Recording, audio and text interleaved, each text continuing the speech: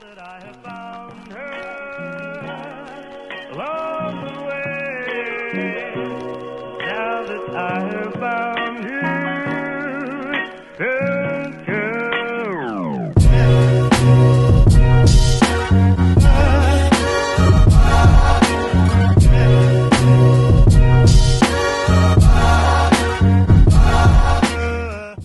What's good, YouTube? Now tuned in to the Black and Medicine podcast. You already know, man. Welcome back to the realest. As always, I'm Monte. I'm Zay. And we're going to get straight into it, man. Y'all already know. So, scenario, bro. Would you rather, or honestly, yeah, would you rather go to Rowan like you did, right, a PWI, or go to an HBCU? That's hard, low key. I ain't gonna hold you. Cause I guess I gotta preface it by saying so I done went to all black high school or whatnot. Yeah. So I definitely got my fair share, Yeah. those type of vibes, culture, all that. Yeah. And I love it though. I do love it. Gotta love it. You can't. Ain't nothing compared to it. Right. Like football games, the band be popping. Basketball games be popping. Cheer squad. Oh my God, yeah. Dance. Homecomings. Events. All that. But I feel like, and one of the reasons why I ended up having to, I don't want to say having to go, but one of the reasons I ended up going to Rowan was because of the diversity, I guess you could say. Yeah. And definitely my mom's, she was like, oh, went to, this all black high school, so you need to learn and be able to adapt, I guess you could say, to different cultures. So going to Rowan, going to the PWI, definitely made me have to get acclimated to different cultures. So I don't, mature me is gonna say keep me at Rowan, because again there was definitely invaluable lessons and stuff like that, and experiences that I experienced at Rowan compared to opposed to as if I went to a HBCU. Facts. Immature me? What immature are they doing? Going on HBCU, man. Bro, I'm telling you, ain't nothing like the football games, the homecoming, nothing, bro. It don't compare. So if I'm trying to party, you going to HBCU? What? That's not even a question. You be seeing the bands and IG, bro. crazy. But again, I say overall mature me. Overall, I would say keep me there. Keep me at Rowan. Keep me at Rowan. I mean, honestly, I'm not gonna lie. It is. I've never been to. I always wanted to go to an HBCU football game, just to see what it's like the environment. But I feel like I would choose TCNJ too. Why you say that? Only because kind of what you were saying. I feel like there's certain lessons and experiences that you kind of have to, not have to, but it's beneficial to learn early. Because when you start getting into the real world, the workforce, it's not gonna look like everybody looking like you, and you're gonna have to figure out, okay, how do I maneuver? How do I handle this microaggression? You know what I mean? Little things like that. So I'd rather handle it early than get to my job and be like, man, y'all got me. And then, you know what I mean? It'd be struggling. So I feel like that's why I would choose okay, I'm staying at TCNJ at the PWI. We're not fat. So do you think that it was discouraging a little bit at first when you first went to Rowan? Facts. I'll say facts. Yeah. And are you saying discouraging in the fact that just the don't nobody look like me? I mean, yeah, I would say because again, going to growing up in Borough and whatnot, excuse me, that's really all I knew. Yeah. You feel me? So. And again, it was kind of even when I found myself in the classroom, it was dang, I'm really the only person that looked like me. So one of the things that I did or ended up doing, I guess technically I learned this from football. You know, football, I say sports definitely have certain invaluable lessons or valuable lessons, I guess you could say. But when my coach was man, if I walk by y'all's classrooms, y'all better be sitting in the front. So I did carry that through. Because you do sit in the front. I did. I also can't see. Okay, that's a real. I also can't see. I do wear glasses to see far away. Because he be in the front. I do be in the front. I do be in the front. Again, one, I can't see. Yeah. I don't like wearing my glasses. Right. But two, like one, I guess 2A is one, it keeps you like active in the class. Like you sit in the front, you gotta pay attention. One, you gotta pay attention. Yeah. Two, like the professor's gonna see you. You sit in the front. So, and it gives you like, it's easier to hide in the back. Mm-hmm. You feel me? Yeah, so true that. I was like, nah, I'm gonna sit in the front. That. I don't look like these people, but I'm gonna sit in the front. Yeah. I'm gonna be interactive. I'm gonna try to at least, word. And make myself seen a little bit. But word. it definitely was like a little offsetting, I guess you could say, going into it. Going into it? Okay. Yeah, going into it, facts. So, okay, if you had to describe, like, so going out that, right, you had to describe to a stranger, right, total stranger, yo, like, I just want to know, like, what it's like when I get to this PWI, what's going to be like, what you're saying? As if he was in my shoes, our shoes, yeah, as a minority. I guess you could say it definitely feels like, oh man, I feel like it feels like you're almost like you almost don't belong in a sense. Like it's like unknown territories, like uncharted territories, especially like coming from a place where like even part of it is facts, like nobody looks like you, but then it also can play even further, like nobody that I really know has been put in this position. Yeah. So now I feel like, dang, like not am I like an outsider or an outskirt or like you know what I mean? But it's like, who do I really look to? Yeah. It's like, again, and I'm not saying I'm first generation, you first generation, though, right? Yeah. But still, it's like a lot of people that you might know, like from high school, your old heads at high school, like dropped out, didn't go to college. So even like some of your boys like don't go to college. So it's still like again, even not being a first generation, there's still like those certain things where it's like, I'm in uncharted territory. You know what I mean? Yeah. Nah, I feel like I feel the exact same way. And I always say this, like to me, it feels like being that Indian that gotta go over the hill for the first, like, you know, that kind of that saying, like, okay, like I'm the one that gotta go over here and get these arrows thrown at me real quick, and so I can go back to like, yo, they got this, like, yo, watch out, like that's how it really feels.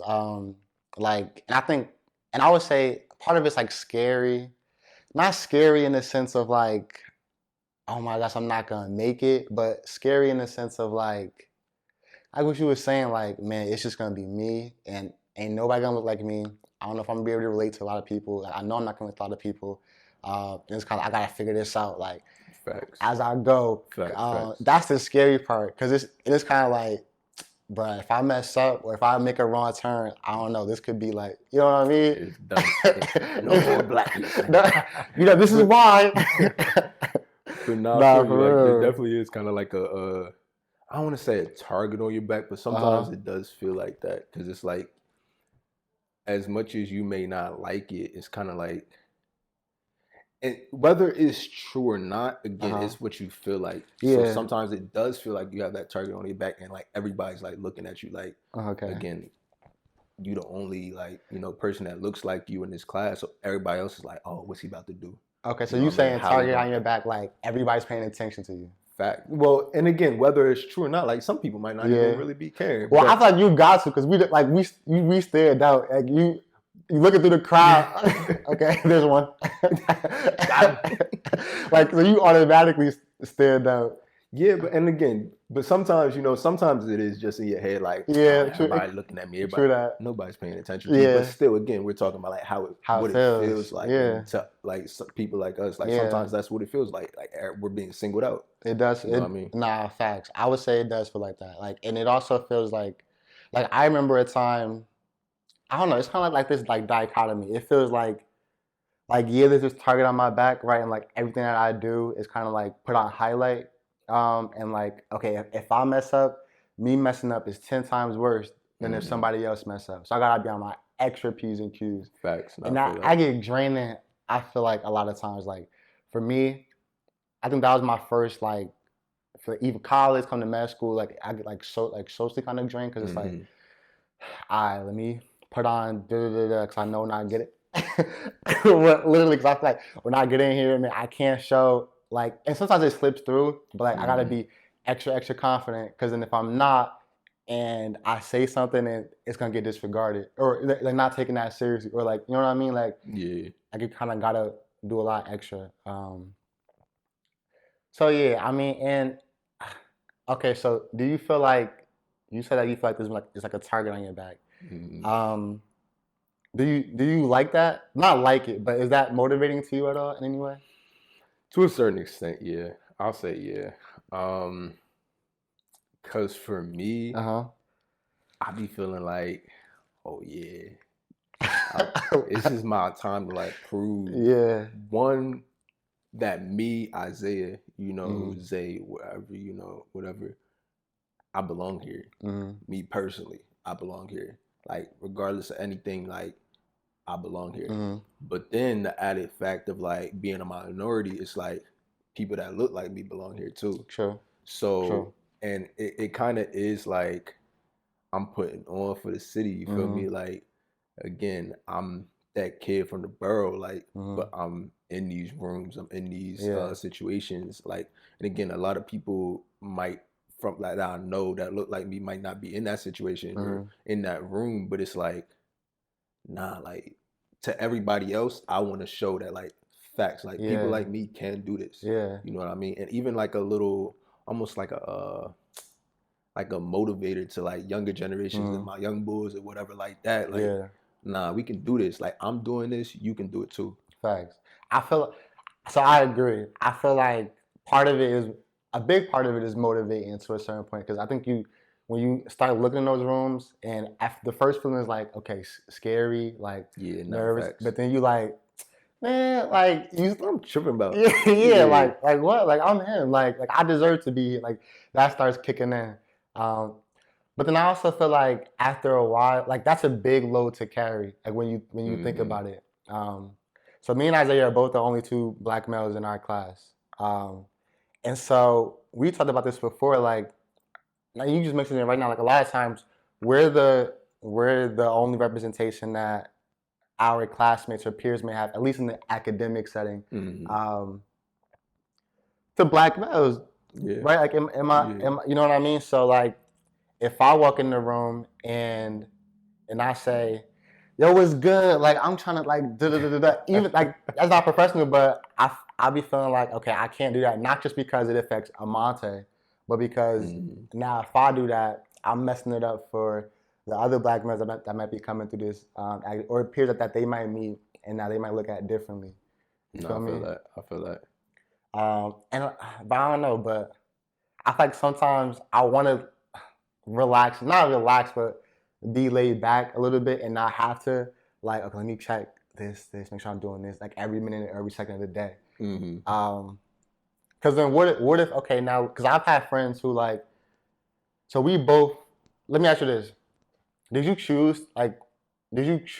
Well, you did choose. Why did you choose to go to a PW like Rome? Why did you choose to go to Rowan specifically? Not Rowan. Why did you choose to go to the med school that you're at right now, being predominantly white? Because you could have went to all black med school. You ain't have to go to the one you at right now. Well, there's a lot of reasons, I guess you could say.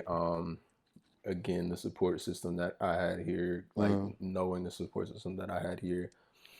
But to keep it relevant to this, I like the community that we were serving here. Okay. And it's just something different about, again, because the community that we're serving here is really like diverse, or not even diverse, really just underrepresented. I would say. Yeah.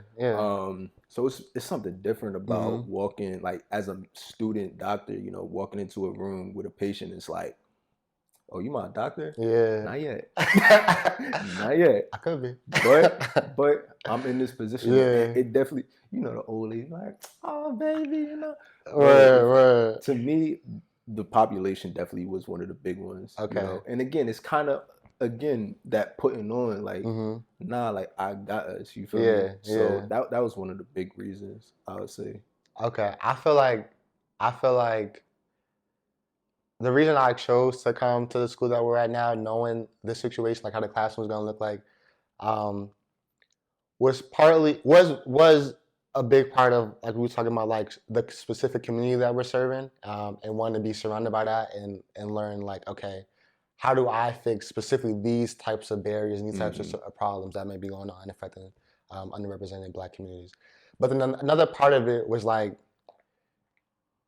I don't know, it was kind of like, I kind of like the idea a little bit, just a tiny bit of, okay, let me be the representation in that class. Like, it was something I didn't shy away from. Like I knew I was gonna be coming to this classroom, being one of the however many Black males, and having a big responsibility, and that responsibility being, okay, not only am I representing for all Black people, all Black males at this point, but I'm kind of paving the way and like breaking down doors for other young Black kids. And in the classroom, okay, that's in the classroom too, having to speak up when certain topics come like up. You can't just let anything slide under the rug. You know what I mean? How challenging is that though?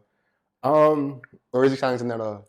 Well, I definitely feel like it is challenging again because, like you're kind of saying, it's like you are the face almost. Like whether you, I guess it's almost like whether you like it or not. In a sense, it's like people will look to you for certain conversations. Like if we're talking about, like what?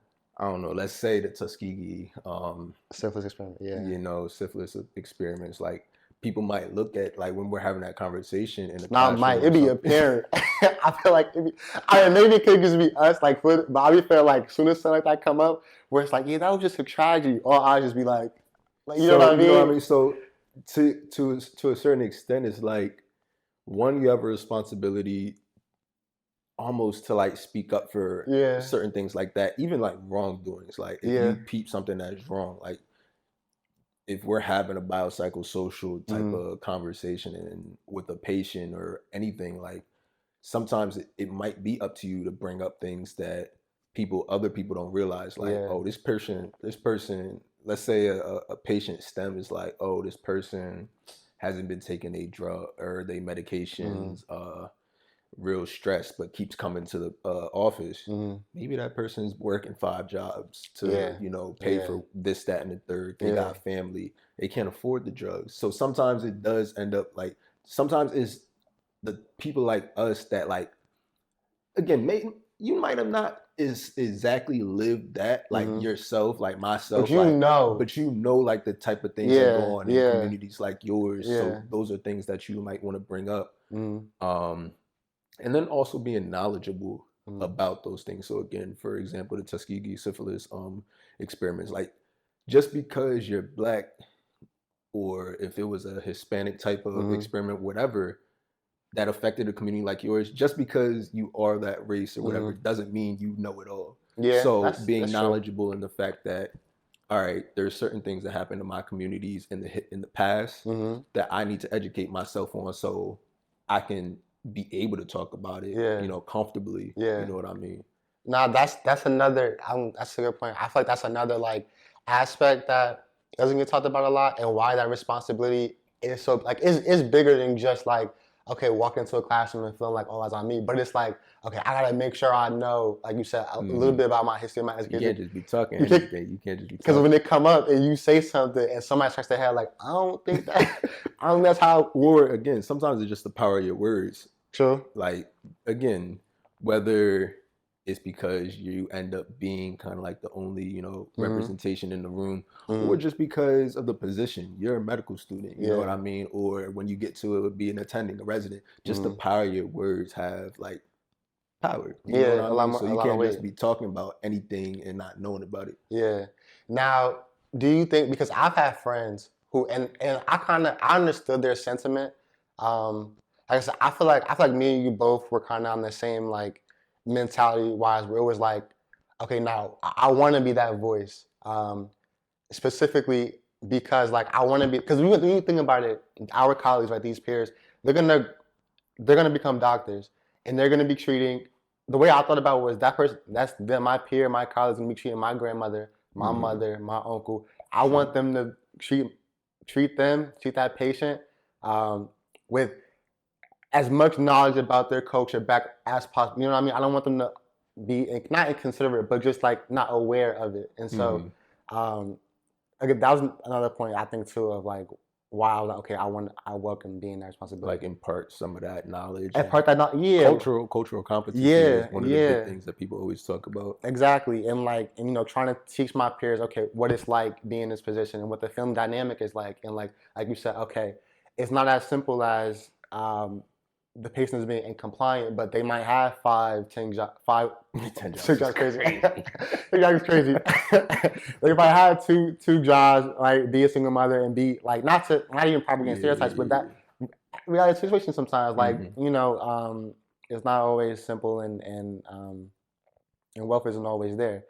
But to the point that like I've had friends who be like, that responsibility is a little too much for me. Like I don't want to be the one in the classroom that has to always speak up when certain topics come up. I don't want to have to be the one that has to dot my I's and cross my T's every single time, because if I slip up, it looks a lot worse than if somebody else slip up. Do you think? And when I heard that, I was like, no, that's fair. Like I could see it. Reasonable. So do you think it's healthy out of all the responsibility that we have? Like do you think at some point it gets a little like mentally unhealthy, or not unhealthy, just mentally challenging, I guess you could say, or emotionally challenging? I would say to a certain extent, yeah, you could say that. Just because of the fact that it's like you kind of do have to stay on your toes about it. Like I don't want to say like the moment you slip up, but like when you start to like I said, I guess you could say slip up. Like slip up how? Let's slip up as far as either your actions, your vernacular, the way you carry yourself. Like certain things like that are like put on a pedestal, or not even a pedestal, but like on a big screen. You know what I mean?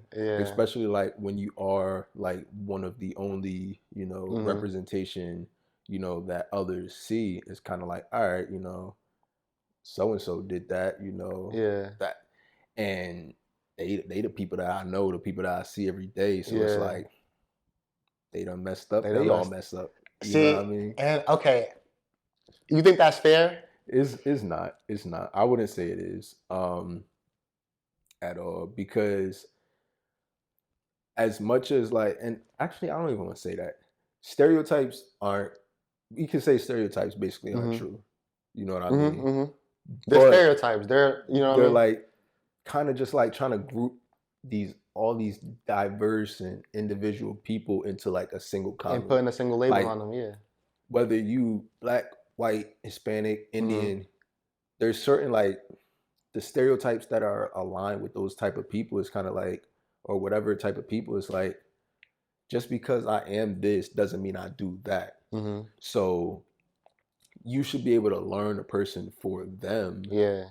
But again, sometimes it's hard for like the majority of people to like get out of that system or that habit of like categorizing people, I guess you would say. Yeah. So when you are like the only person that they are familiar with or see on a daily, and it's kind of like, like this is what I'm exposed to, and it's almost like, I don't remember the type of like bias. I think it's a bias. I don't know. Maybe like an unconscious kind of bias. Are you talking about? Yeah, we ain't gonna go there.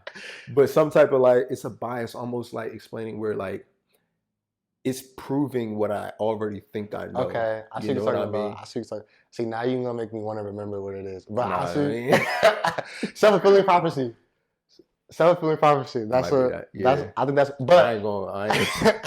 You might be right. You might be wrong. I don't know. but nah, like I agree. I feel like one, I don't think it's fair, and a part of me, I feel like it shouldn't have to be my responsibility. Like you were saying, like I'm a Monte first. I mean, part of that encompasses black male from da da da.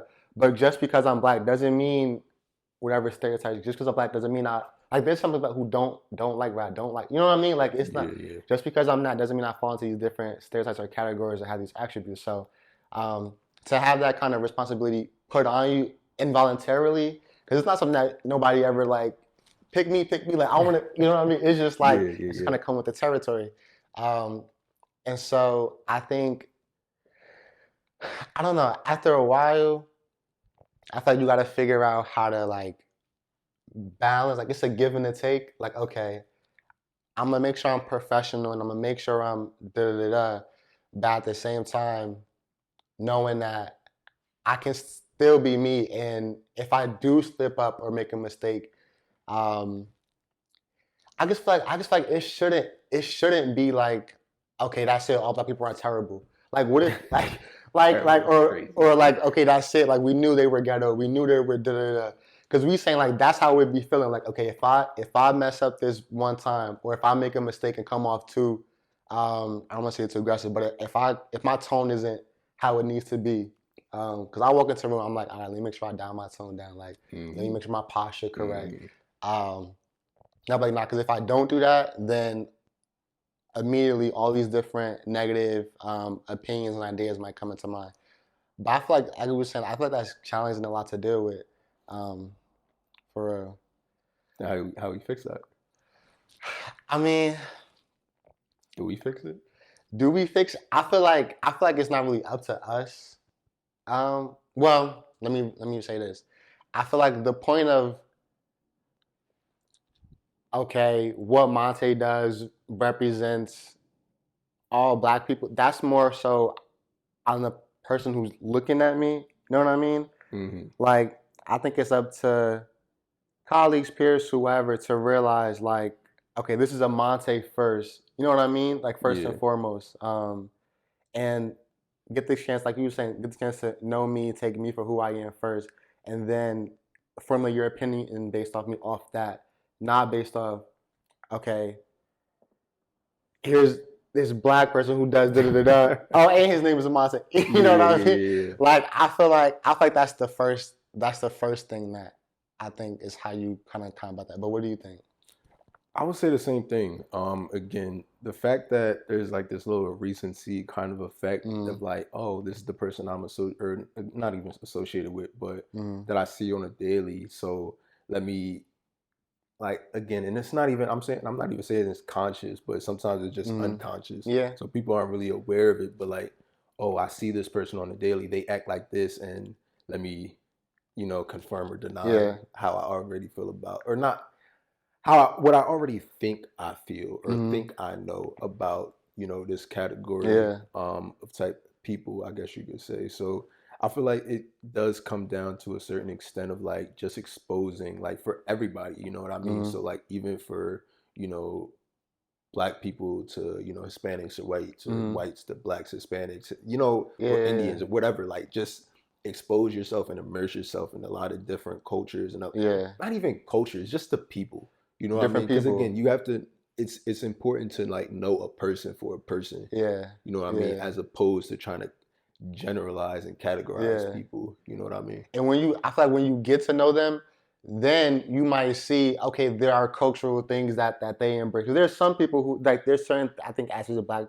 culture, and not everybody embraces or accept. You know what I mean? And that's completely like fine. Like I feel like once you start there, then you can allow like, okay, I met so and so, and this is part of this thing is part of his culture. Yeah. Not, you know what I mean, the other way around. But I mean, so moving forward, is that something like if you could talk to young Zay, right?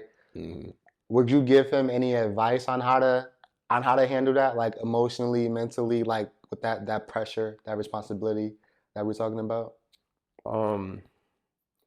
Really, I would just keep it at be yourself. And that's for,